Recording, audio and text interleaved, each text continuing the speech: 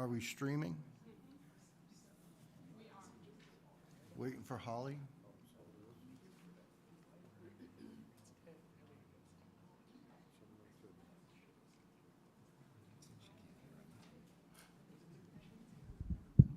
Hello? Holly says she can't hear anything.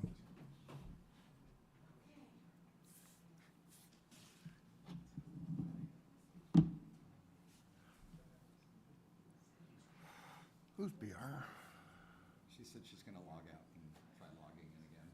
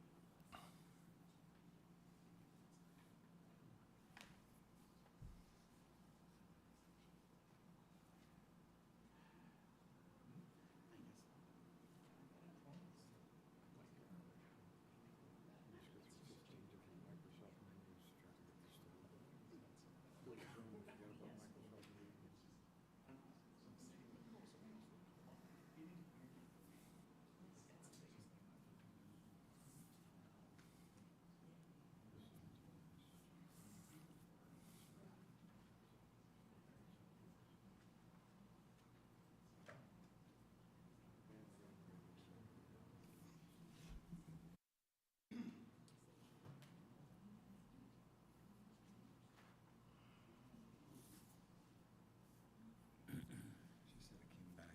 I left and came back, still can't hear.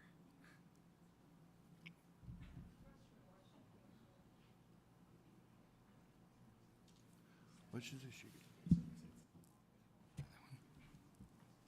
Holly, can you hear?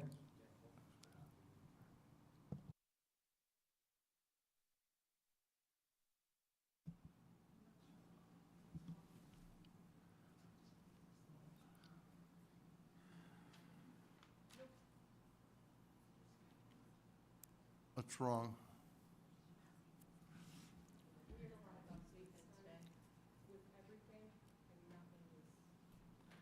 Updates. All right. Let's see if we can. She can call on a cell phone.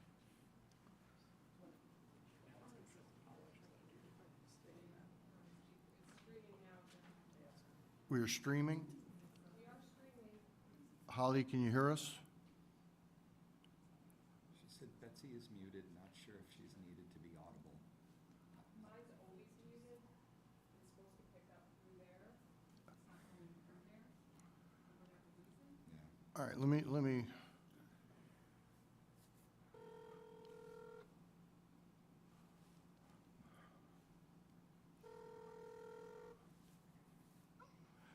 Holly, you're on speakerphone. Okay, that works for me. That's about the best we can do. Sure. Maybe we'll get just an old-fashioned carrier pigeon. So I'll put this, they tell me if you put it in one of those red Solo cups, it makes it louder or something. That was a trick. Okay. I will call the Southbury Board of Selectmen regular meeting to order February 15th, 2024 at 7:06. And if we could have the Pledge of Allegiance. I pledge allegiance to the flag of the United States of America and to the republic for which it stands, one nation, under God, indivisible, with liberty and justice for all. So just for the record, Jason Bucksbaum is not able to meet with us tonight. He is unavailable. Holly will be on the phone. You're still there, Holly? I am here. Okay. Next up is public comment. We limit public comment to 2 minutes. If you'll make public comment, state your name and your address and make public comment. Did you push the green button? There? What? Yeah, there we go. There. It's on. Okay. Thank you. Michael Carrington, 76 Reservoir Road. A couple items I want to talk about tonight. First and foremost is the heating element in the Ballantine Pool rebuild. I've spoken about this several times. I've also written pretty lengthy emails to all of you. I would argue they were brilliant. But I think that the heating element is an absolutely essential feature. I believe the survey backs me up here. I think anyone who would use that pool knows that it needs to be heated. We're going to do it. We should do it right, not put it as a secondary item on Appendix Q, subsection B, footnote 3. Do it right. Do it now. Other items. I wanted to encourage the Board of Selectmen to have more discussion, to assert all of your independence. Under our charter, there are 6 of you. And we all love the first selectman, but it's not just his show. He sets the agenda, but you can add new business to the agenda when it is lacking. To wit, I would argue you should add 2 items of new business tonight. First, I believe that we should add an item to stream all Board of Finance and all budget workshop meetings effective immediately. We have budget season coming up. Not everyone can make it to these meetings. I know I've never been able to make it. They're open to the public, but what? Someone's got to come and stream on their phone? That's silly. We have this great system. The taxpayers paid for this room. We're streaming right now. People can watch at home. We can stream in the other rooms. This is important. The budgets are important. We should know how the sausage is getting made. I think you guys always do a good job with the budget. We want it to pass, so I think this is something we should show to everybody. That's number 1. Number 2, charter revision. Our charter revision is something we have to do every 5 years. We are woefully behind in our charter revision. I've emailed you all about this. Previous charter commissions were about 18 months, 20 months ahead of the election. We're in February. We haven't even started convening the commission. We are behind, so we need to move that forward. I don't believe these things can wait, so I would encourage us. We only get these Board of Selectmen meetings every, 2 weeks, so I know you're all intelligent, conscientious, caring people. You were elected by the good people of Southbury to do your duty, so I encourage the Board of Selectmen, all 6 of you, to speak your piece. Thank you very much. Thank you. Any other public comment? Good evening, Katie Richards, 750 Southford Road. My name is Katie Richards, and I'm here. Address again? 750 Oxford Road? Southford Road. Southford. Oh, Southford Road. Yeah. Okay, sorry. Okay, my name is Katie Richards, and I'm here to address the board about a safety concern on Route 67, Southford Road in Southbury, and the crosswalk for the Larkin State Park Trail. Although a crosswalk is in place, there is no way for pedestrians to indicate to drivers that they are trying to cross. Drivers are simply unaware and do not take notice, especially on a fast-moving road where drivers are typically exceeding the 45-mile-per-hour speed limit. Per my email that was sent to the board yesterday, I suggest having the DOT of Engineering install rectangular rapid flashing beacons that can be activated on a post that has 2 activation buttons, one for a person on foot and one at mounted horse level. This trail is used by various recreationalists that include joggers, dog walkers, horseback riders, cyclists, and families with young children. In addition to my request today, I have started an online petition. As of 6:30 p.m. today, we have 318 signatures. I encourage you to read the comments by those petition signatures. Per a DOT study regarding rectangular rapid flashing beacons, which I have referenced on the petition, yield rates can go as high as 98%, and pedestrian crashes are reduced by 47%. I've had the pleasure of speaking with Mr. Manville already on this matter, but it was suggested I address the entire board to bring awareness in that I am not the only one who is concerned. Rather, I am simply spearheading the matter. I am also a member of the Connecticut Horse Council, which addressed this issue back in June of 2023. Because the Board of Selectmen is Southbury's traffic authority, I am publicly requesting that the board forwards this request to the DOT of Engineering for a quick resolve and install. Thank you for your time and consideration. Is there any other public comment? Good evening. My name is Barbara Meckler. I live at 28F Heritage Village. I'd like to speak tonight on 2 topics. One is food scrap recycling. It's a project really important for the sustainability of our community. As a resident of Heritage Village, I have been recycling food scraps with several of my neighbors for many months.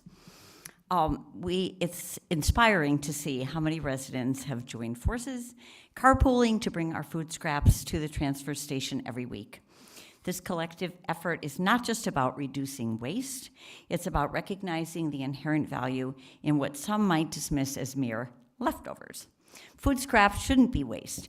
They can be a precious resource waiting to be reclaimed. With the current food scrap recycling pilot project in Southbury, we're poised to recycle 50 tons of food waste from the trash stream and convert it into nutrient-rich compost. Imagine the impact: healthier soil, reduced greenhouse gas emissions, and a more sustainable future for generations to come. There are multiple avenues for continuing this program, from utilizing haulers to transport food waste to compost facilities, as we do now, to exploring the possibility of on-site composting, as the towns of Newtown and Ridgefield are now doing, the latter, Ridgefield, being the first on-site composting facility in the Housatonic Resources Recovery Authority. Thanks to the invaluable efforts of Sustainable Southbury and with the support of you, the selectmen, and the people of the town of Southbury, we can save money while being stewards of the earth and reducing our ecological footprint. With the escalating cost of waste disposal across Connecticut, investing in food scrap recycling isn't just environmentally responsible, it's also economically prudent. There are surprisingly many neighboring towns also recycling food scraps. They include Bethel, Bridgewater, which is celebrating 10 years of collective food scrap recycling, Kent, Middlebury, whose program is currently taking out 50 tons of food scraps a year, New Fairfield, Newtown. They've been recycling scraps for many years and now, as I mentioned, are doing the on-site composting. Reading, Ridgefield. I'm going to thank you for the 2 minutes. Okay, thank you very much. So I hope you will put this in your budget for next year. Thank you. Is there any other public comment?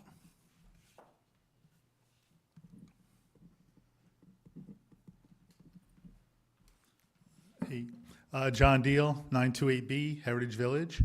I too have compost bucket in my garage, and my neighbors all put in that compost bucket, and I bring it down to the town transfer station.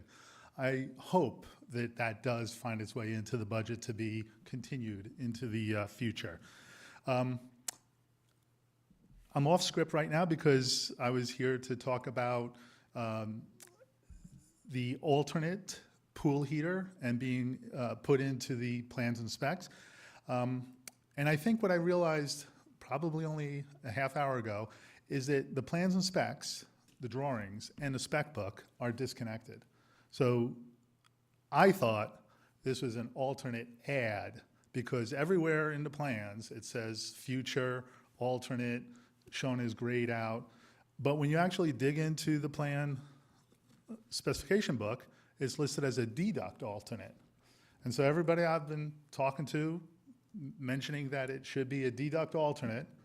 The plans don't indicate it as a deduct alternate, they indicate it as an alternate.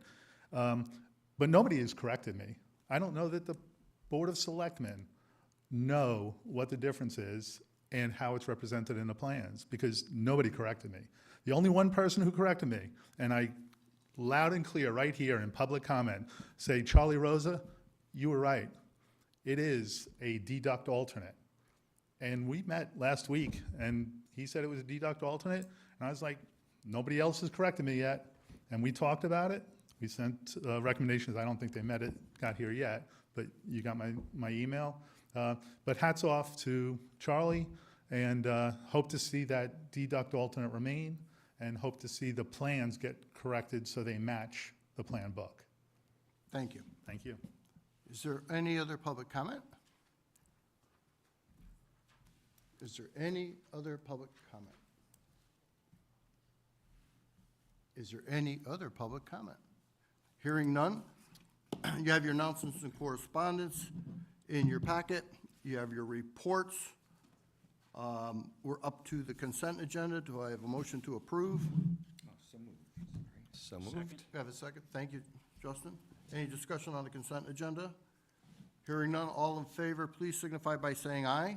Aye. Opposed? And it carries. Minutes from February 1st, 2024 regular meeting. Can I have a motion to approve? So moved. Holly moved it, seconded by Tim. I'll second it. Thank you. Any discussion on the minutes? Hearing none, all in favor of the minutes, please signify by saying aye. Aye. Aye. Opposed, it's carried.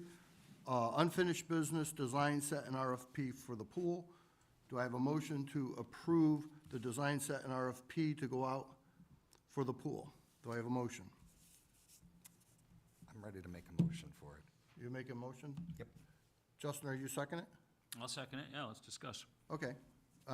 Made and seconded, the design set and RFP for the pool to send out, open for discussion. Yeah, I feel like, my comments were pretty substantial, and although it took some time to get them back, I was able to go through them today. And happily, every single one of my questions, concerns, comments were included as changes into the prints. So I was really pleased and thankful for that. That consideration means a tremendous amount to me. So with that, I don't have any other concerns with it. I would just ask if you are both aware of any other conversations that need to be had from the pool committee. I'm satisfied, and thank you. From the pool committee, no. I don't know of any others. I mean, if you're satisfied that the language of the heater is now, what you want it to be. Yeah, it was the language, it was the drawings, they incorporated it all. It was, Right. yeah, it was good. So it's in there unless we pull it out. Correct. And that's what the folks at home should understand. It's what Right, we're we still voting have to on vote. to the best of our knowledge. And, yeah, I'm for it. Okay. Yep, I'm for it also, as long as the infrastructure's in there and the pool heater element's in there, I'm 100% for it. Yep, it was. Okay, I'll call the vote. All in favor, please signify by saying aye. Aye. Aye. And it carries unanimously. Okay, where are we next? New business?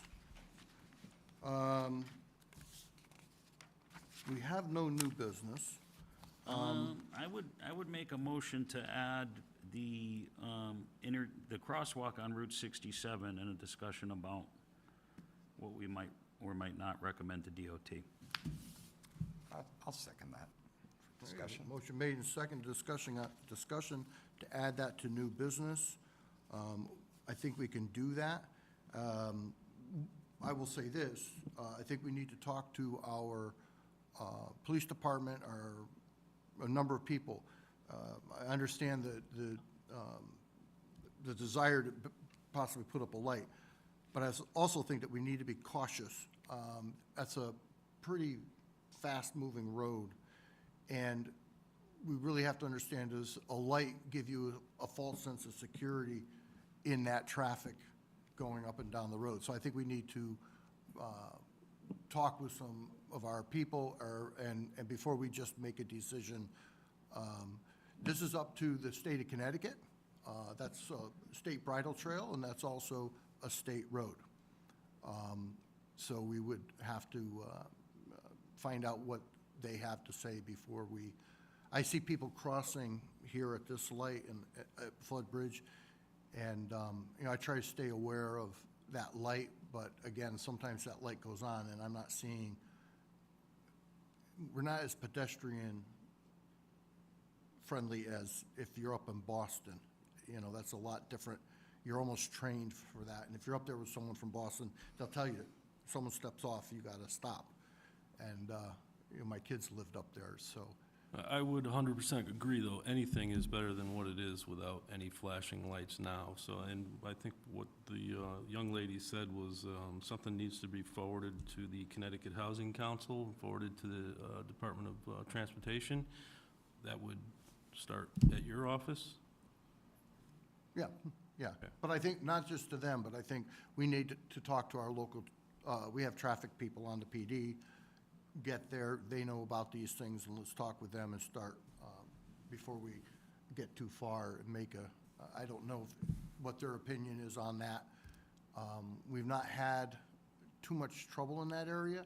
I think part of it is because people have been pretty careful. And again, sometimes I think these things are a false sense of security, that light, unless they're doing a complete, I don't know. We'll talk to the experts and get their input.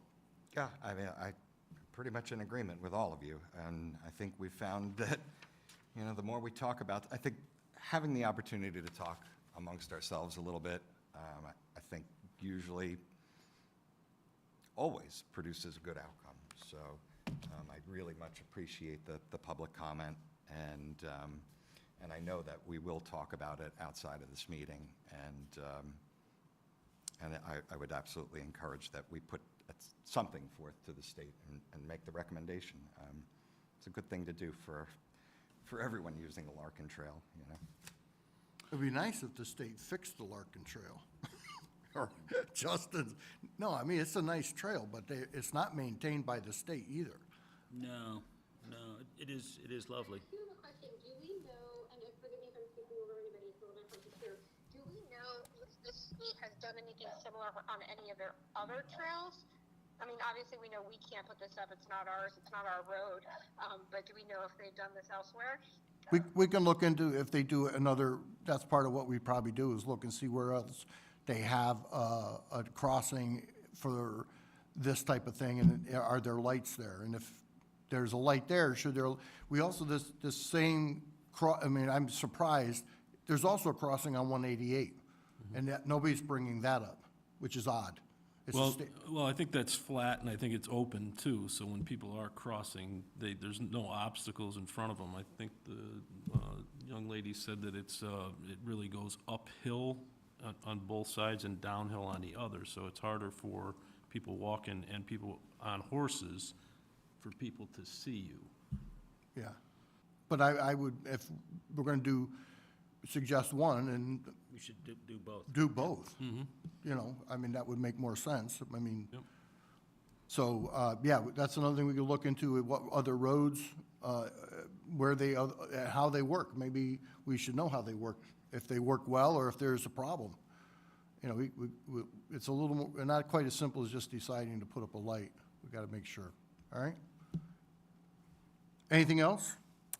There were a couple other new business that some people brought up earlier. I'd like to make a motion to bring some of those up also under new business. Something was mentioned about streaming Board of Finance and budget workshop. Is that something that we can also do? And also the charter revision? I'll second the first one about the. You About need two motions, I streamlining think. Board of Finance and budget workshop? To stream them. So you made a motion and you're seconded to add to the agenda a discussion on streaming the Board of, all the Board of Finance meetings Yes. Yep.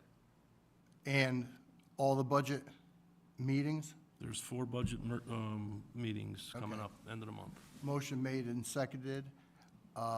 All those in favor of discussing that signify by saying aye.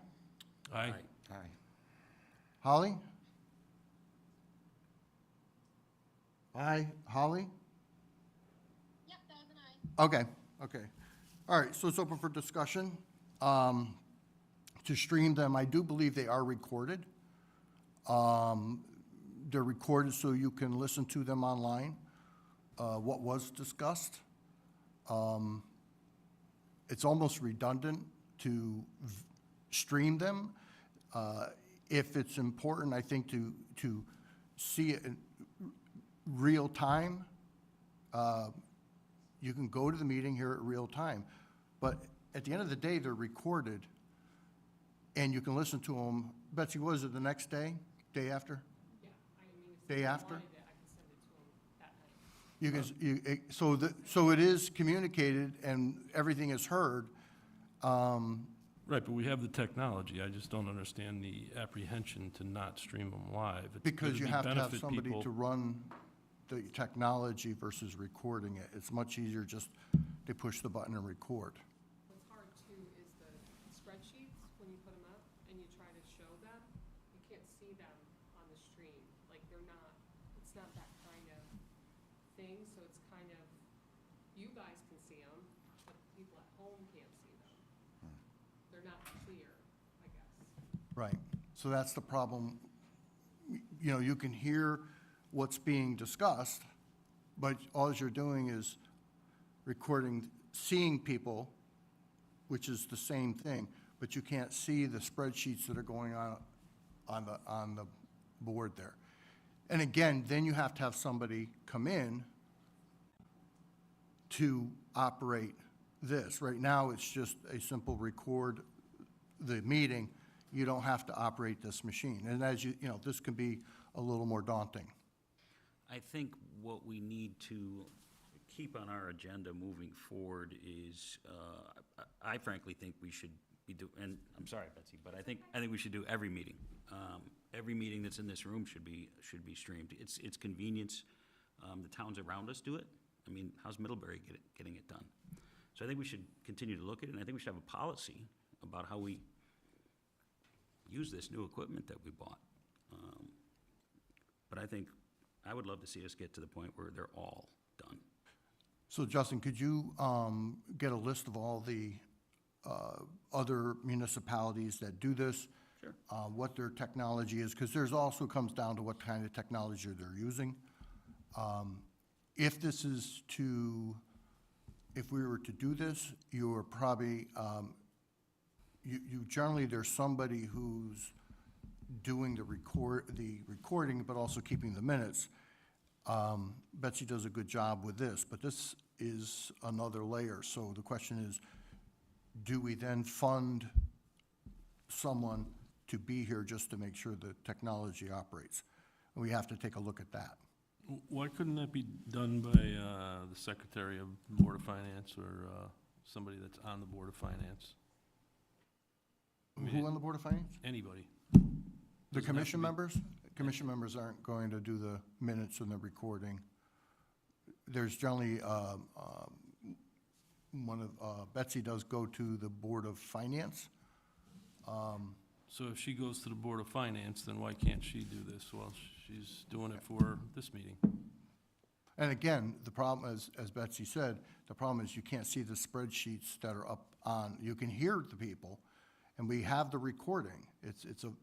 There are recordings, it's just you don't have the visual.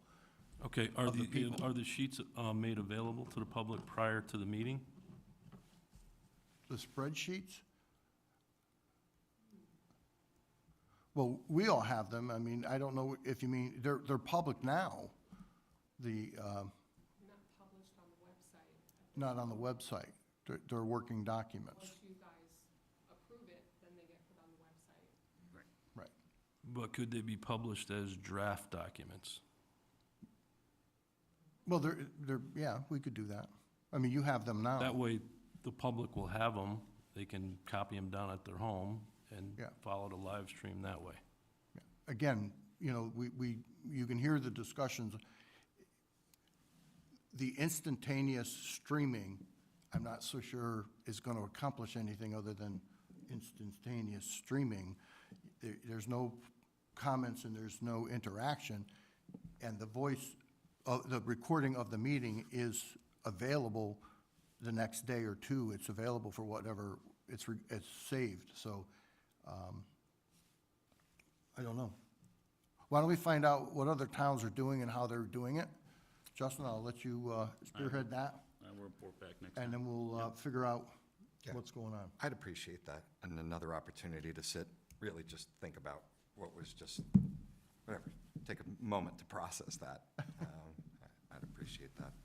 It's not like we're not transparent. We actually, those meetings are recorded. If you want to listen to them, they're available, they're recorded, and How do you get the audio, though? I mean, they're not actually published on the town website, right? You have to ask for them, or? those are not.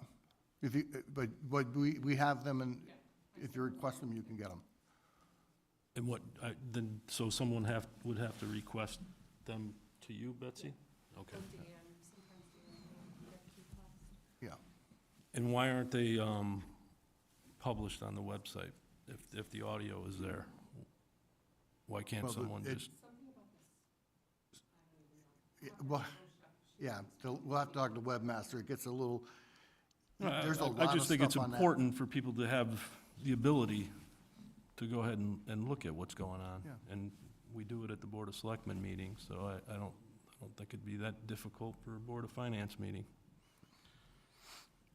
All right. I think this came about because of COVID. That was part of what we did, was the COVID came, and that's how we evolved to this point. And it's now kind of an accepted practice. All right, is that it? I have one other one. I'd like to make a motion to bring up the food scrap recycling also that young lady brought up earlier. Do I have a second? I'll second it for discussion. I guess the question is it part of the budget or not? Well, the budget's out there. Yeah. Motion has been made and seconded on a technicality.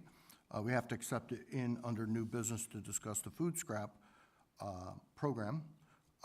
Is there any discussion on that motion? So I'll make the comment that we've been presented with my budget, and the discussions about funding that will come during the budget discussions of cost. Okay, so if you have questions about that during the budget meeting, what are the costs? What has been realized is there been any savings, which was what we're told there would be savings with MSW in tonnage, and what experience we've had. So I think that's where the discussion will come in at the budget meetings. Okay. So the motion made, a second discussed. I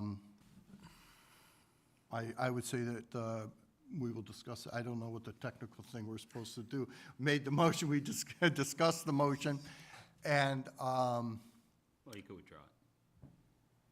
Yeah, withdraw the I mean, motion.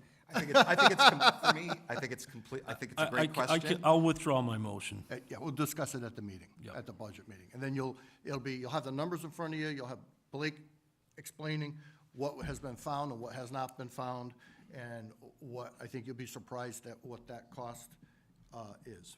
All right. Anything else? Okay. First, Selectmen's report.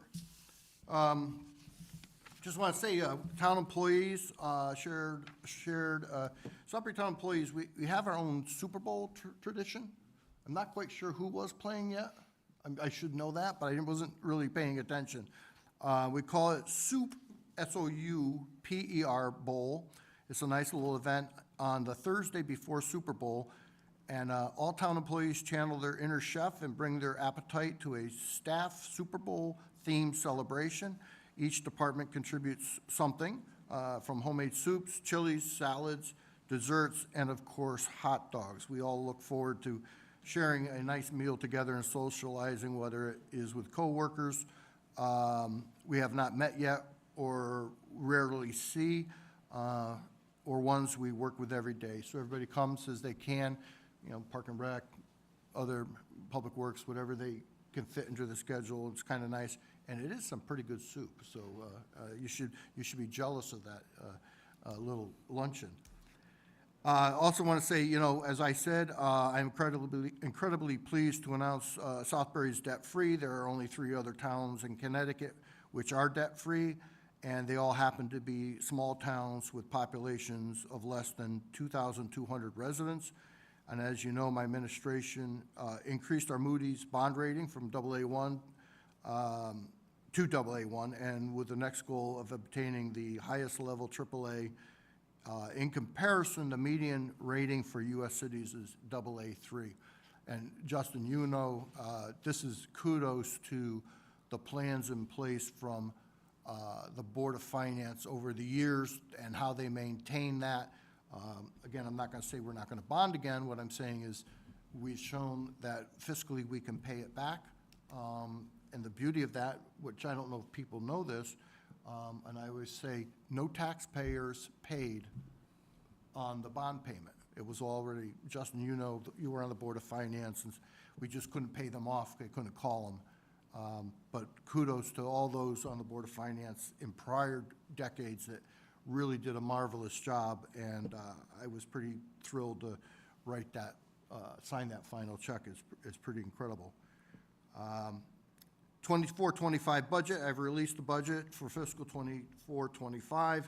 I look forward to input from the Board of Selectmen and the Board of Finance soon. You may have read in the newspaper, this has been a difficult budget. And I think when you look at that budget and you look at the pressures, the inflationary pressures, especially the increase in healthcare, it was hard. This is probably the hardest budget I've ever come across to make work.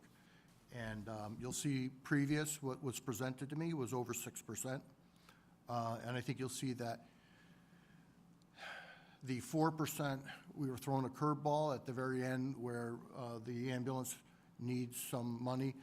I want to say this, there are people don't understand many times, I can tell you over this last weekend, there was Board of Finance members, Dan Colton, myself, we're all working to look at that number and what it could be and how we could get that in the budget and whatever the number is. So I look forward to everybody looking at the budget, seeing what you can come up with. We'll also eventually be getting the school budget, which is always an interesting event. So we'll see where it goes. ARPA funded phones. The new phone system is installation began last month with a library. Since then, we have completed the town offices and center firehouse. The police department is the next final department on the list. As of this morning, the new system has handled over 5,500 calls in the town hall complex alone. This phone system is a significant upgrade from our previous system in terms of both digital technology used and its highly programmable features. There's many users are now utilizing the soft phone feature where calls can be made to and from their cell phones while they are out on the road, which is really nice. It's pretty amazing. And we have a hand model, and you can see that. It's pretty impressive. As you know, our old phones were out of service. We couldn't repair them anymore. And I think in general, we like them, but it's a really, little learning curve on them. But it's pretty impressive system. And I don't think there's any more long distance type. It's all voice over IP and pretty convenient. So we've been adding technology almost to leading edge technology on a lot of stuff. That's what the Board of Selectmen and in the past and now, and the Board of Finance has been asking, and we're up there. So nobody likes change, but it's okay. Oh, did we have the picture of the old phones going? Do we have it, Betsy? Yeah. There they are. So if anybody wants a phone, we got phones if you want. We're gonna sell them cheap. It's pretty funny. But, yeah, they're yeah. We got our money's worth out of that, I can tell you that. All right. Reports from liaisons. Justin. Economic Development has not met. IPOC did meet. We had our first meeting of 24, and this was the quarterly meeting where we look at making some changes to the fund managers and our allocations. FIA did recommend some changes, most notably to get out of international bonds, overweighted to China, and they just feel like what we have available in America with yield is perfectly fine. So that's basically what we did. Strategic plan met, thanked John Monteleone for his service, and they forwarded us their survey, or update, if you will. And then pool oversight, I think we're all pretty well versed on that one.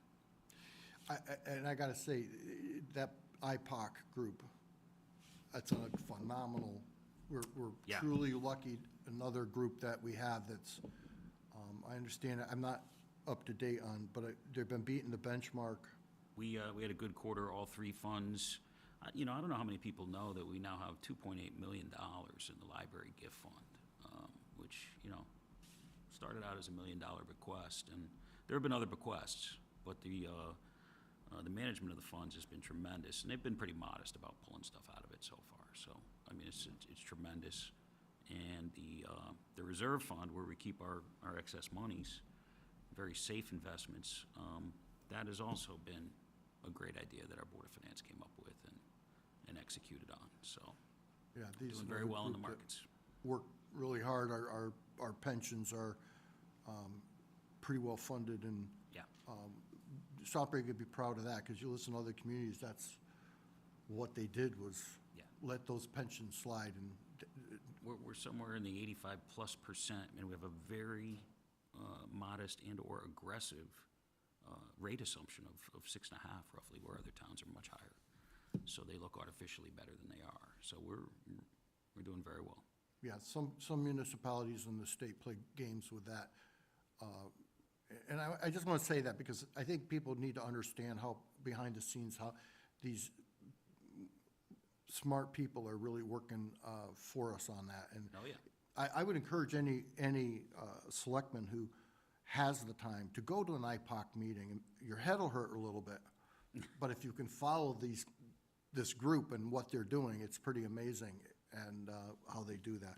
I would encourage the Board of Selectmen to just sit in and listen to those discussions. It's pretty fascinating. Selectman Bucksbaum's not here. Greg? Yep, so my groups have not met this month yet. Next week, Senior Commission meets, as well as Energy Task Force, and I'll have updates for them at our next meeting. Mr. O'Neill? Neither the Community Relations Task Force has met since I was appointed, or the Conservation Commission. End of the month for Conservation Commission, so I'll have something next month. Good. Holly, you have anything? I do. First, I want to start by just thanking everybody for their patience with me. I deeply apologize that I have had to be remote for the last few meetings. Some of you know, some of you might not know, that I was recently diagnosed with a very rare cornea disease, and I was high on a list for a cornea transplant. I've had some good news lately that it looks like I might be able to come out from this, but I'm not cleared to drive at this time, so I do really appreciate everybody's patience as I've been remote, and I'm hoping that with our aggressive treatment and medication, I'm able to avoid a transplant altogether, and I'll be back with you guys as soon as possible. But I do appreciate everybody's tolerance of the communication issues and IT and all of that good stuff while I'm digging through this. That being said, the Board of Ed did have a meeting on February 12th. The main content of the meeting was largely around the mathematics curriculum. So anybody who's got kids that are particularly interested in math and what they're doing in the schools with the mathematics curriculum, definitely check out the stream on there. Of course, the superintendent gave his report, which is always interesting. And then they also did go into executive session for the purpose of reviewing and discussing pool bids. So just very much like us, if you didn't know, the high school is going to be getting a new pool. They're in a very similar process of securing those bids, and they're working on that as well. So that's my report on Region 15. Thank you, and we do appreciate the effort, even to be remote, that you're making. All the selectmen make all the effort they can to be here, but unfortunately, sometimes it's just almost impossible. But thank you. Thank you. Motion to adjourn. So moved. All in favor? Aye. Aye. And we're adjourned. Thank you. Wow, we got it through.